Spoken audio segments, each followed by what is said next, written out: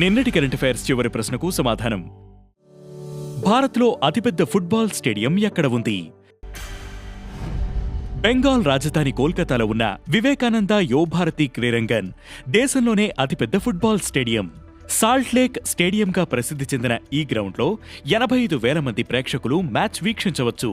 2011లో renovation జరగకముందు 1,20,000 seating కెపాసిటీతో ప్రపంచంలోనే అతిపెద్ద football స్టేడియంగా ఉండేది.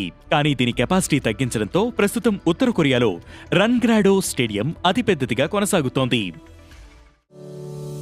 ఇక మొదటిది, భౌతిక శాస్త్రంలో ముగ్గురికి నోబెల్ అవార్డ్.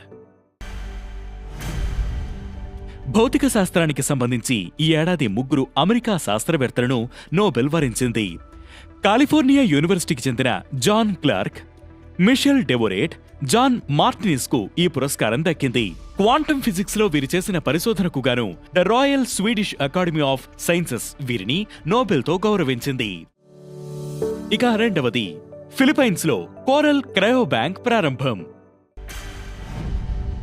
ఫిలిప్పైన్స్ లో కోరల్ క్రయో బ్యాంక్ ప్రారంభమైంది. ఇది ఆగ్నేయ ఆసియాలోనే తొలి coral larvae cryo bank. Philippines, Taiwan, Indonesia, Malaysia, Thailand దేశాలకు చెందిన శాస్త్రవేత్తలు సంయుక్తంగా దీనిని నిర్వహించనున్నారు.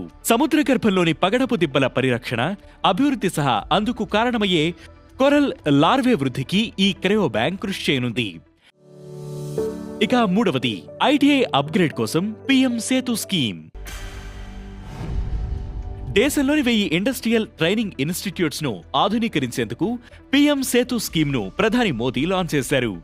60,000 కోట్లతో ఐటీఐలను అభివృద్ధి చేసి నైపుణ్యాల కొరత లేకుండా చేసేందుకు భారత ప్రభుత్వం ఈ స్కీమ్ లాంచ్ చేసింది. ఈ స్కీమ్ ద్వారా ఐటీఐల్లో AI, automation, green energy, robotics, manufacturing రంగాల్లో యువతకు శిక్షణ ఇవ్వనుంది. గువాహటిలో ప్రపంచ జూనియర్ ఛాంపియన్షిప్స్. అస్సాంలోని గువాహటిలో బ్యాడ్మింటన్ వరల్డ్ జూనియర్ ఛాంపియన్షిప్స్ 2025 ప్రారంభమయ్యాయి. ఈ నెల 6న ప్రారంభమైన ఈ టోర్నీ 19వ తేదీ వరకు కొనసాగనుంది. ఇందులో 36 దేశాలకు చెందిన జాతీయ జట్లు పాల్గొంటాయి. ఈ టోర్నీ 17 ఏళ్ల తర్వాత మళ్లీ భారత్లో జరుగుతోంది. కాగా చివరిగా 2008లో పూణేలో ఈ టోర్నీ జరిగింది. ఇక ఐదవది, బీహార్లో మోగిన ఎన్నికల నగారా. బీహార్లో ఎన్నికల నగారా మోగింది. 2 దశల్లో పోలింగ్ జరగనుంది.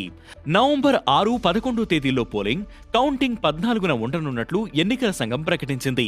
మరోవైపు తెలంగాణలో జూబ్లీ హిల్స్ ఉప ఎన్నిక షెడ్యూల్ కూడా రిలీజ్ అయింది. నవంబర్ 11న పోలింగ్ జరగనుంది.